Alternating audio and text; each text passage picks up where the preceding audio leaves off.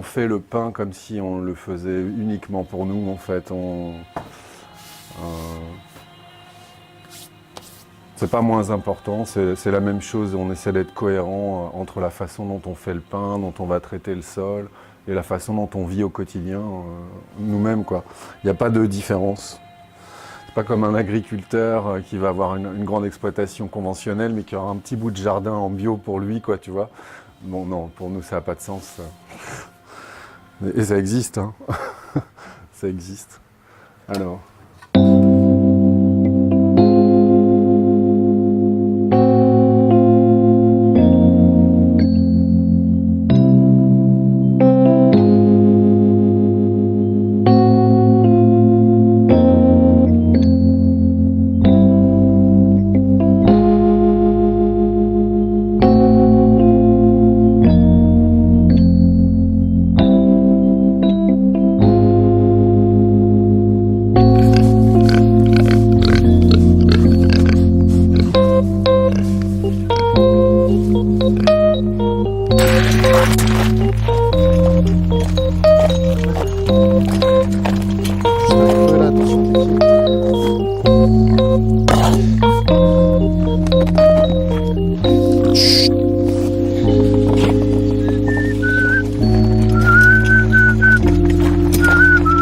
Laisse-les en paix. Ah, ils ont eu peur.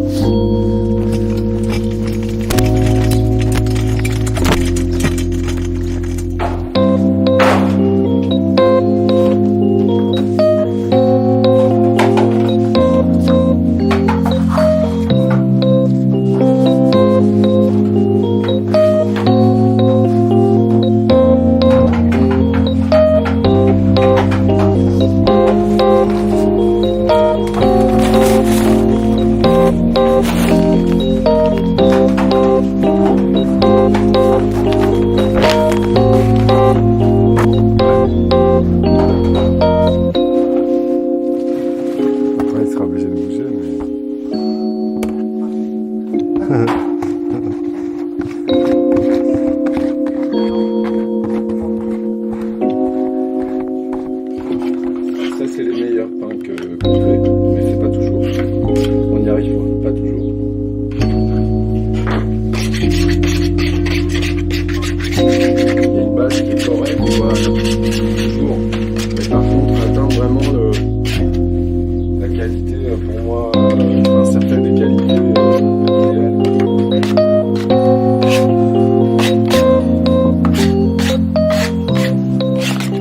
Après, j'apprécie beaucoup le calme de la nuit quand je travaille tout seul ici. Donc, tu vois, comme là, ta visite, par exemple, ça me dérange pas du tout. Mais ça me dérangerait si c'était à chaque fois. C'est un moment de calme pour moi que j'aime particulièrement, en fait. Donc ça ne me dérange pas de le partager de temps en temps, mais pas systématiquement. Je suis bien là, la nuit tout seul. C'est aussi ça dépend de mon humeur du moment ou de mon état psychologique, mais c'est aussi un moment assez méditatif pour moi. De travailler seul ici avec la matière, quoi. Comme quoi on peut réconcilier matière et esprit. C'est pas mal.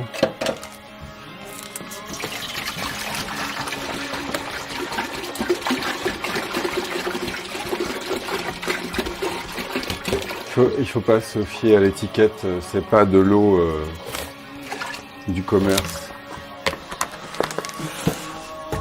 C'est de l'eau du réseau, en fait, du robinet, mais qui est passée par un osmoseur qu'on filtre et qu'on dynamise. Donc, souvent, l'eau, c'est un facteur qui est négligé. Et quand on reçoit EcoCert, qui est notre organisme certificateur pour la certification biologique, il regarde tout. Mais il y a un truc qu'il ne regarde jamais, c'est l'eau. et c'est quand même 40% du pain, quoi. Donc comment est-ce qu'ils peuvent négliger un ingrédient qui fait au moins 40% de ce que tu prépares? Pour eux, c'est comme ça vient du robinet, c'est potable, c'est parfait, il n'y a rien à dire. Et ils n'ont pas de mesure de contrôle là-dessus. Et pourtant, l'eau, c'est vraiment un élément fondamental, quoi. Donc les blés modernes aujourd'hui sont adaptés aux machines. Parfait pour le pétrin mécanique. Très difficile à pétrir à la main, ça demande un effort énorme. Le problème, c'est que les machines les digèrent très bien, mais plus les hommes. C'est quand même dommage. Là, c'est le contraire, on est sur des variétés anciennes où les hommes vont les digérer très bien, mais les machines ont du mal avec, parce qu'elles sont trop brutales. Les odeurs, le goût, même l'aspect, enfin, le visuel, tout ça. La structure, la texture. Moi, c'est des choses auxquelles je suis vraiment sensible et c'est important pour moi de travailler ça. Et c'est vrai que l'odeur, le goût, c'est important. Mais moi, j'aime aussi que les choses soient jolies. Mais il faut pas que ce soit que joli. Si c'est que joli, ça me suffit pas non plus. Je veux dire, parfois, on peut voir des très beaux gâteaux, des pains qui peuvent être très beaux extérieurement, mais après, gustativement parlant, c'est pas très intéressant, tu vois. Donc nous, on a cette utopie peut-être, en tout cas, on a cette exigence de faire un produit qui nous convient et qui soit total, si je puis dire, c'est-à-dire que tous les sens se retrouvent dans le pain, enfin dans le pain, dans le produit, c'est-à-dire que c'est important que ça sente bon, c'est important que ça ait du goût. L'aspect extérieur va être important, la texture aussi, tu vois, Rodolphe parlait de texture, de légèreté, d'avoir aussi une croûte qui croustille, et du coup avoir un produit de qualité, et tout ça c'est lié aux matières premières qu'on utilise pour faire nos produits, mais aussi la façon dont on les fait. Et après, l'énergie aussi, enfin, l'état d'esprit avec lequel on les fabrique. Et tout ça, c'est important. C'est ce qui fait que... Et on a envie de donner ça. Enfin, de le donner. On le vend, certes, mais en tout cas, de le partager avec les gens, quoi. Et comme dit Rodolphe, on fait le pain qu'on aime. Si tu veux, c'est comme la gâche, la brioche que je faisais tout à l'heure. C'est... Donc je t'expliquais, la gâche, c'est une brioche traditionnelle vendéenne. Donc la Vendée, moi je suis vendéenne en fait de naissance. Mes racines sont là-bas. Et pour moi c'était important de faire ça parce que c'est vraiment les souvenirs d'enfance, c'est avec ça que j'ai grandi, tu vois. C'est vraiment quelque chose d'important dans mes racines. Et les gens ici, c'est pas ça le gâteau traditionnel ici, ça s'appelle le broyé du Poitou. Tu m'as peut-être mangé. Tu sais, c'est une galette ronde. C'est un sablé assez épais, il est dur. Et souvent on le casse avec le poing en fait. Donc ça c'est vraiment le gâteau local. Et tout le monde me disait, mais pourquoi tu fais pas du broyé du Poitou? Je dis, mais moi je suis pas d'ici moi. Et ça c'est pas mon gâteau. Enfin, je peux en manger, mais ça me parle pas, tu vois. Hein, c'est pas en résonance avec moi. Et je pense que si je faisais ça, je le ferais pas bien. Parce que c'est pas moi. Je préfère que ce soit des gens d'ici qui fassent ça. Parce que eux, ils ont le souvenir de comment leur grand-mère ou les gens, voilà, qui avaient le savoir-faire, le faisaient, et comment, quelle texture ça doit avoir, quelle présentation ça doit avoir, tout ça. Et ça, moi, je le sais au niveau de la gâche, mais je le sais pas au niveau du broyé, tu comprends? Et moi, une gâche, oui, ça me parle. Et du coup, même si ici, bah, du coup, c'est pas le pays de la gâche, c'est pas grave, les gens, ils apprécient. Puis après, des fois, bah, je retrouve des gens de mon département qui me disent, ah ouais, elle est vraiment très bonne. Ou quand j'en emmène, du coup, dans ma famille, qui me dit, ah non, mais c'est exactement ça qu'on mangeait quand on était petit, tu vois, ou qu'on faisait dans les fermes, avant, dans les vieux fours. Et du coup, ça, c'est un vrai compliment pour moi. Donc après, c'est une façon de présenter, oui, moi, ce que j'aime et ce que je sais faire, en fait. Tu vois. Et donc, oui, je suis d'accord avec toi, de notre pain, il dit quelque chose de nous. La gâche, elle dit quelque chose de nous. Enfin, nos produits, ils parlent de nous, bien sûr. Ouais. L'histoire des températures, c'est très important. C'est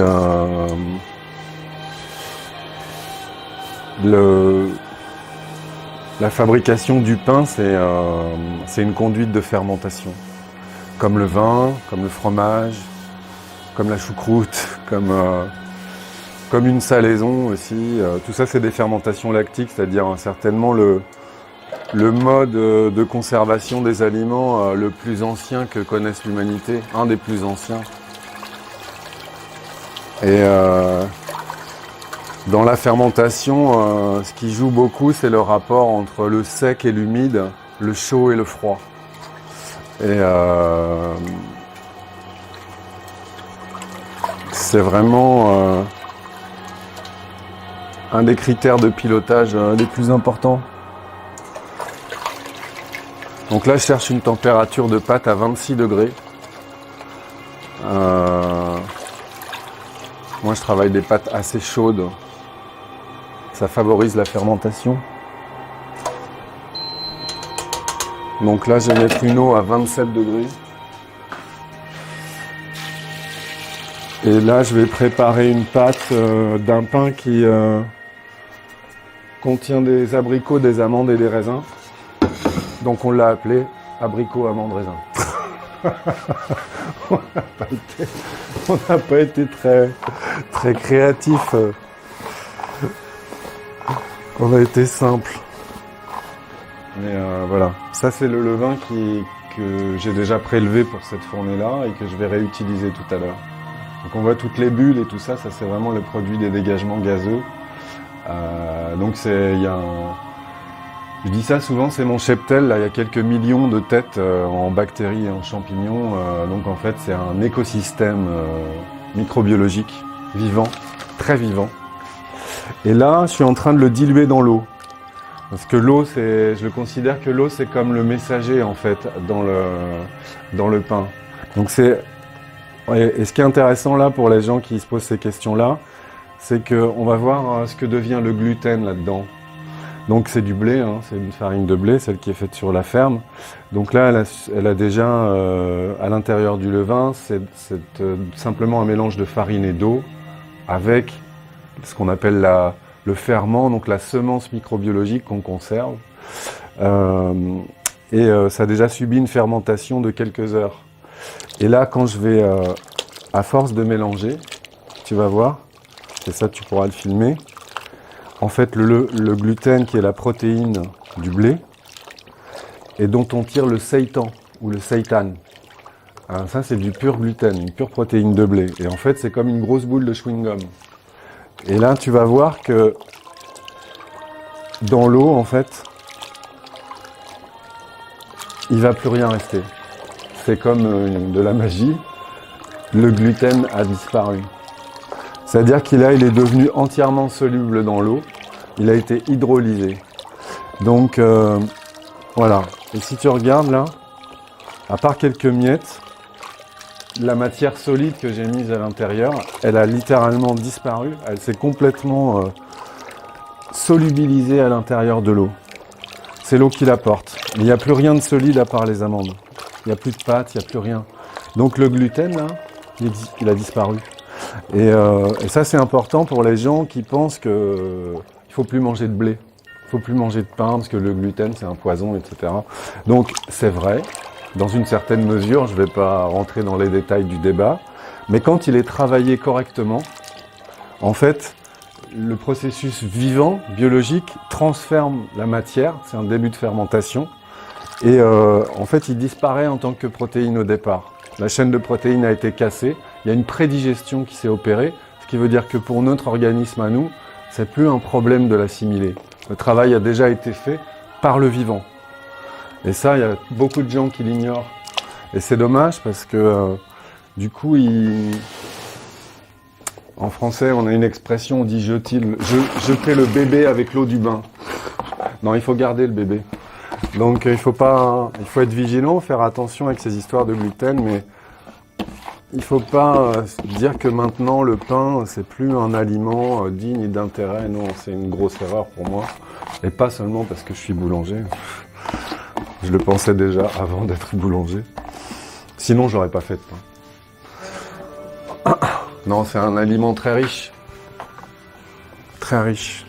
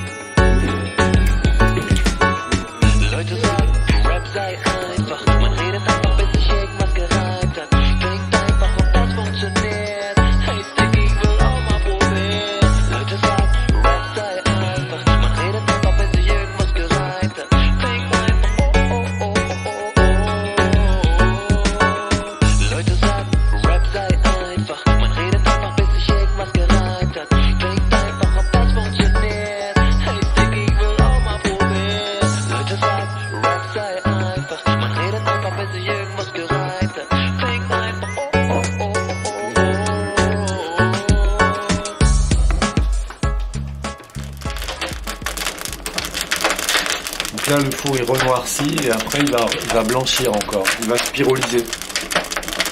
Tu vois, le volume de flamme il augmente.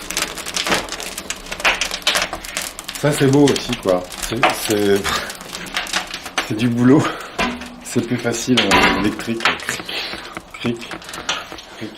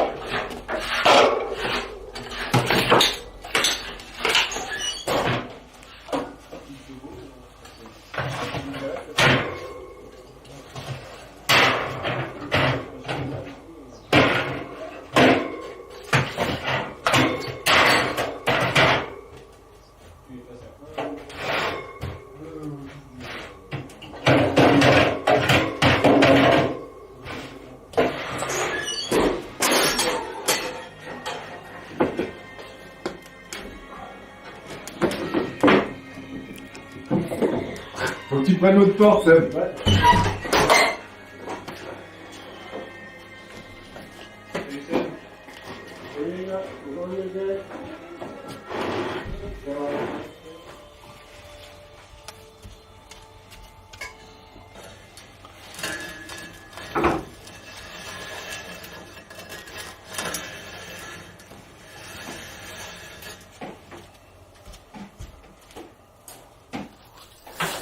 Quand on réduit drastiquement le niveau de farine, à un moment ils se retournent vers ça parce que de toute façon ils n'ont plus que ça. Ils le mangent bien. Hein. Là je suis en train de tester les dosages mais ils m'en laissent jamais. Hein. Ils vont chercher ce qu'ils trouvent le meilleur et puis après ils mangent.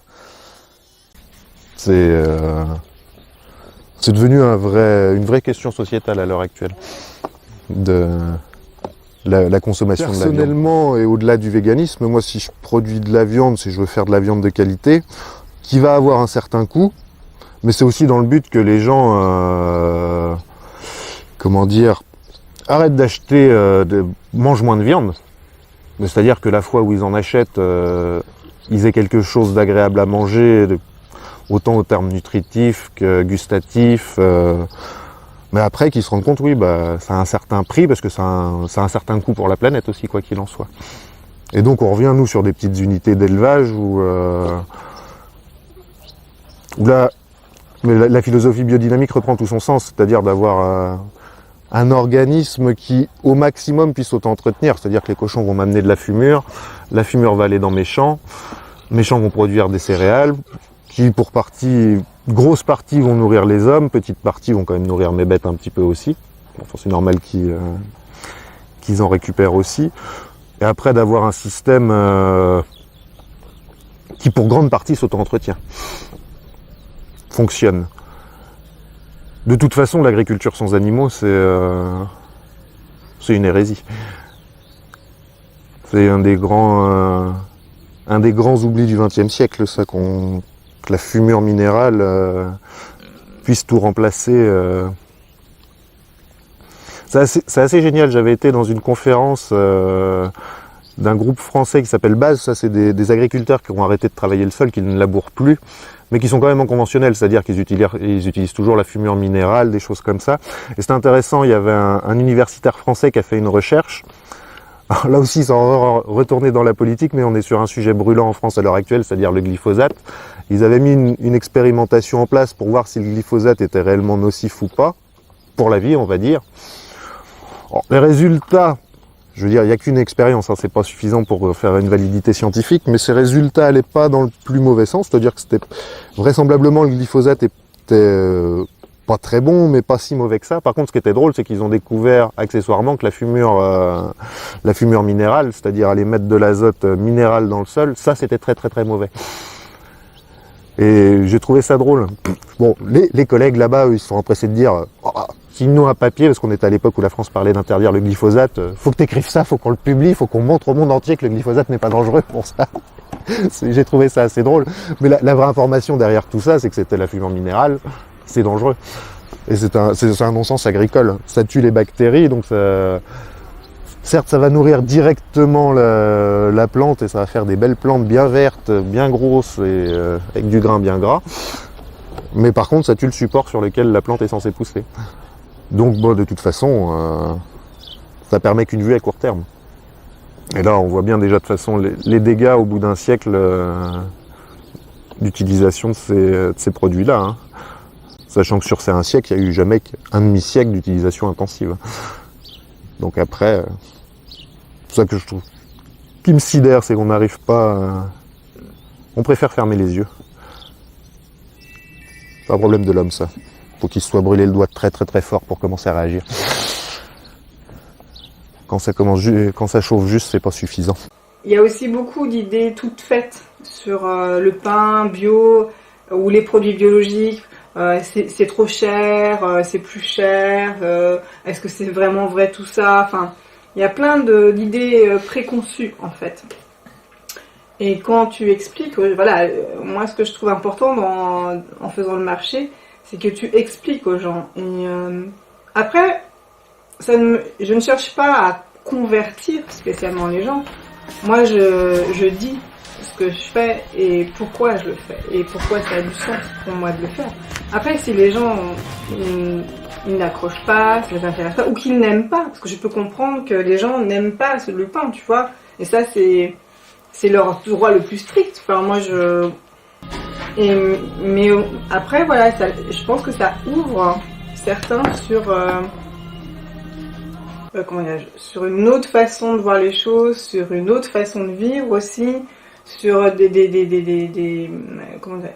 univers, des dimensions que certains ne connaissent pas du tout, en fait.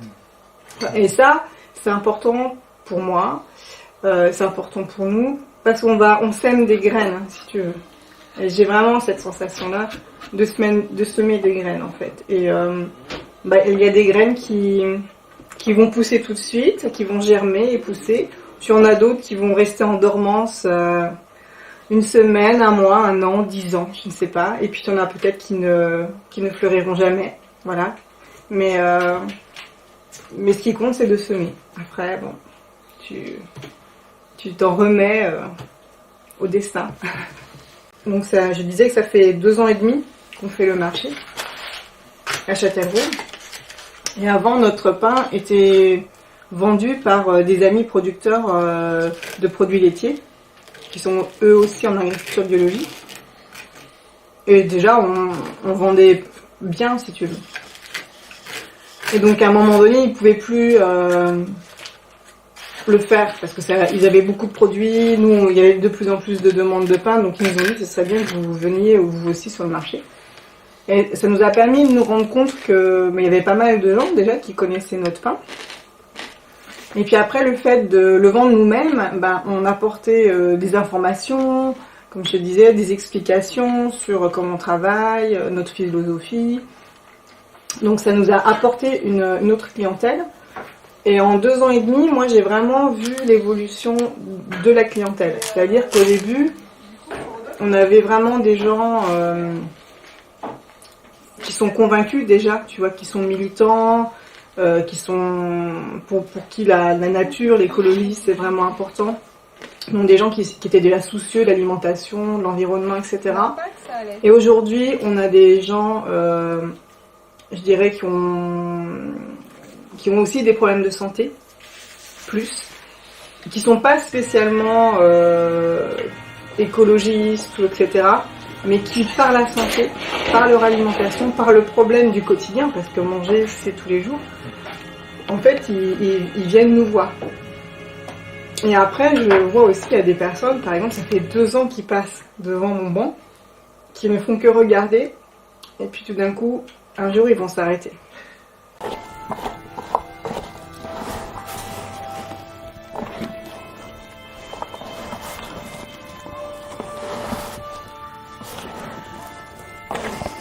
Voilà, c'est fini. C'est terminé. Donc tu vois, ça a pris quelques minutes. Là, il y a, je sais pas exactement, mais il y a entre 15 et 20 kilos de pâtes. Donc physiquement, c'est quand même... c'est une petite intensité, mais sur le moment... ça demande de l'énergie. Ça demande vraiment de l'énergie. Tu transmets ton énergie à la pâte. C'est pour ça que, quelque part, on pourrait dire, et à la fin d'une journée, t'es réellement épuisé. Et t'es vidé. Et les gens, ça c'est pareil, souvent ils n'en ont pas conscience, mais on pourrait dire que quand ils mangent le pain, ils mangent pas que le pain. Ils mangent beaucoup de choses, mais ils mangent aussi un peu le boulanger, quoi. Parce que il y a beaucoup de moi-même et des autres qui vont participer. Il y a beaucoup de nous-mêmes à l'intérieur de ce produit.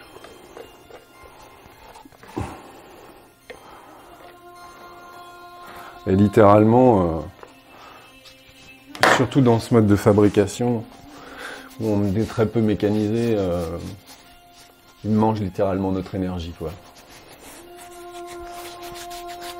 Ouais, là c'est la 8e année que je fais du pain et j'ai toujours travaillé à la main, en pétrissage manuel. Et parce que, pour beaucoup de raisons, mais j'aimais beaucoup le contact direct avec la matière. Ça m'a permis de comprendre beaucoup de choses. Malheureusement, physiquement, je commence à avoir de l'usure, quoi, tendinite au coude, à l'épaule, etc. Donc, j'ai été, à un moment donné, j'ai été contraint un peu de faire ce choix parce que il faut que je m'économise physiquement si je veux pouvoir durer un peu. Et donc, à regret, vraiment, j'ai acheté un pétrin mécanique. Alors bon, pour me consoler, j'ai pris la Rolls des pétrins.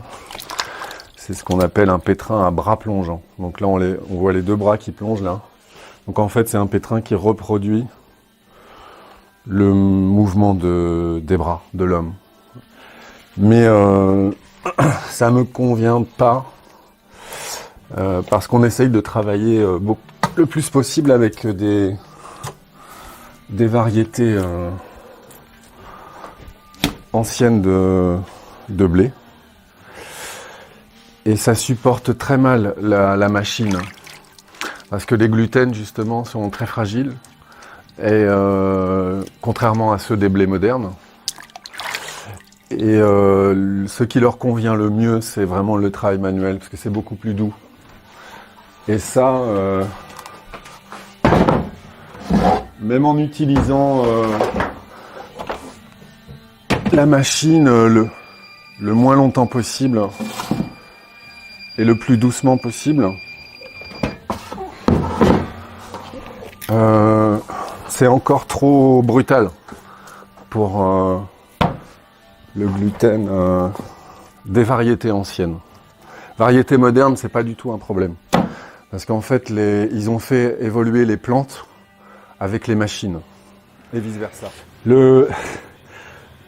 Quand on parle de boulange, nous on parle de boulange paysanne, on est attentif aux termes.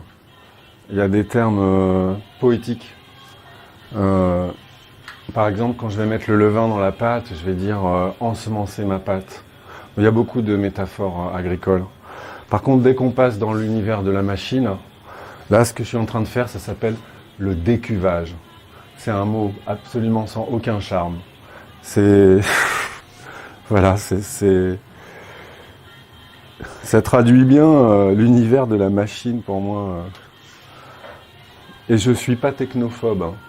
Pas du tout. Mais voilà, on n'a pas le même rapport aux éléments, je trouve, si on met l'écran de la machine entre nous et les éléments. Et ça participe du désenchantement du monde.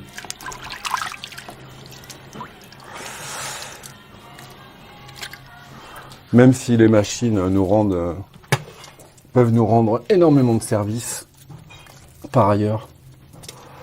Mais aujourd'hui, à notre époque, on vit dans le culte de la machine. C'est un des nouveaux dieux. Et ça, c'est excessif. Ouais, c'est que oui, mais de toute façon, voilà, ils nous ont mis tu peux les avec ça là-dedans.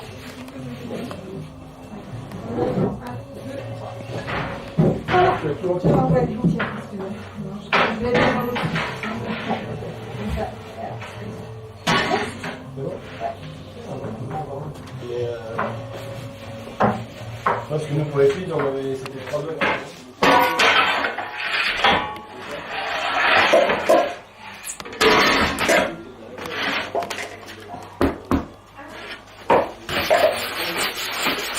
Moi, j'aime bien le en français on dit le cul du pain, tu vois. Parce que j'adore les couleurs ici, ça cuit sur la terre cuite et ça sort de la même couleur que la terre cuite du four. C'est comme de la terre. Ça, c'est bon ça.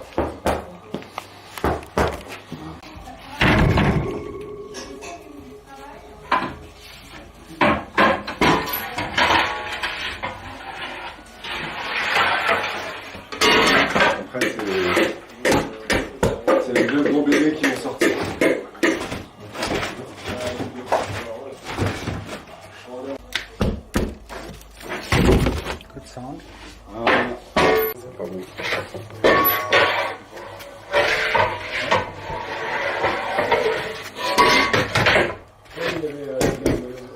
La couleur, ça me plaît pas.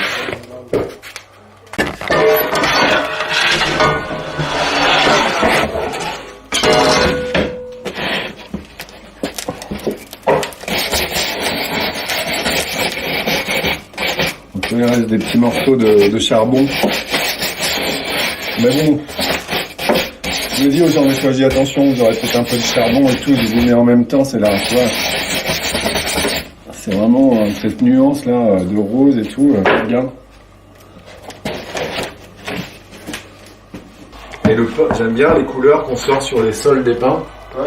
Parce que en fait on retrouve une couleur terre cuite.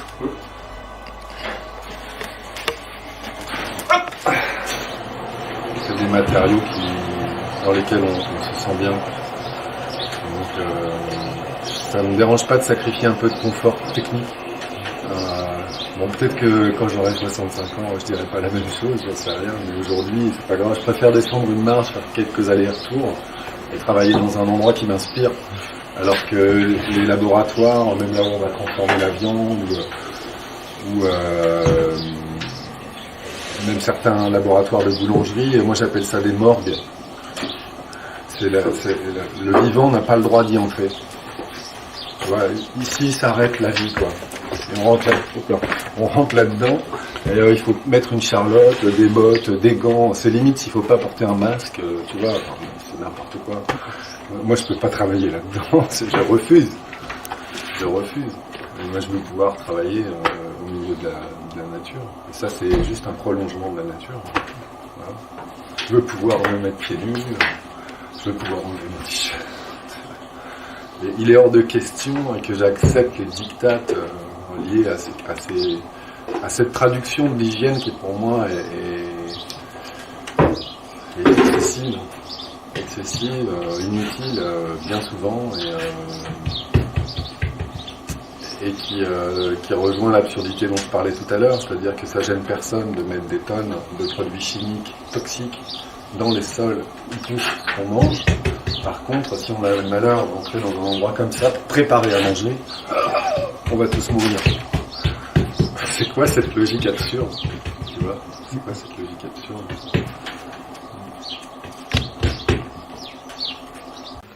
On peut dire que des gens comme nous qui ont envie d'expérimenter des choses, etc. avec le vivant, quelque part, on est des aventuriers du vivant ou des explorateurs du vivant, comme le sont des chercheurs. Et c'est pour ça aussi qu'il y a beaucoup de collaborations dans le milieu de la boulange paysanne et de l'agriculture paysanne de plus en plus avec le monde de la recherche scientifique dans des programmes qu'on appelle de recherche participative. Et ça, je trouve que c'est une des grandes richesses de notre époque là en ce moment, c'est ce rapprochement entre des scientifiques purs, mais qui ont une prise de conscience alternative, on va dire, et qui se rapprochent du champ, sortent de leur laboratoire, tout en conservant les compétences et les possibilités que ça peut offrir, mais qui viennent au contact des agriculteurs, des paysans, et qui travaillent avec nous vraiment pour mettre les choses au point. Alors déjà, à la base, sur le plan du sens, c'est soigner, quoi. Mais autrefois, mes grands-parents, quand ils allaient s'occuper des animaux, ils disaient on va soigner les animaux. Tu vois, le soin, il y a une notion de prise en charge. Tu acceptes la charge et tu te mets au service du bien-être de ce pourquoi tu travailles. Si c'est des animaux, c'est des animaux. Si c'est des gens, c'est des gens. Si c'est de la terre, c'est de la terre. Des plantes, ça peut être tout. Et c'est juste ça, cette idée de soin, c'est-à-dire que tu cherches à nuire le moins possible. Nuire le moins possible, déjà c'est bien. Et si en plus tu peux aider un sol ou un animal ou une personne, on a exactement la même approche avec les gens qu'avec le vivant. On ne fait pas de différence. Si tu peux les aider à aller mieux, à un moment où ça va mal, tu le fais. Ouais, c'est ça. Et on avait songé un truc qui est très banal, hein, mais si on avait dû mettre, tu vois, un intitulé à ce qu'on fait ici, on aurait dit, voilà, le soin à la terre et aux hommes. Voilà, ce qu'on a envie de faire. C'est vraiment ça. Et c'est ce qui nous relie avec Hélène. Parce qu'elle, c'est une thérapeute. Donc elle est entrée par le soin apporté aux personnes. Et j'ai hésité d'ailleurs longtemps, moi aussi, à emprunter la voie du thérapeute. Et je me suis rendu compte que c'était pas ce soin-là auquel je souhaitais me consacrer pleinement. Je suis tout à fait heureux de pouvoir participer à ce type de soins. J'ai un minimum de formation pour ça aussi. Mais si on doit aider quelqu'un qui va séjourner ici, c'est Hélène qui va prendre les choses en main, vraiment. Parce qu'elle est plus pertinente que moi. Moi, je vais juste être un soutien. Par contre, sur les terres et tout ça, c'est plus moi et Mathieu. Là, c'est nous qui allons aller. Et Hélène, elle vient en soutien. Donc,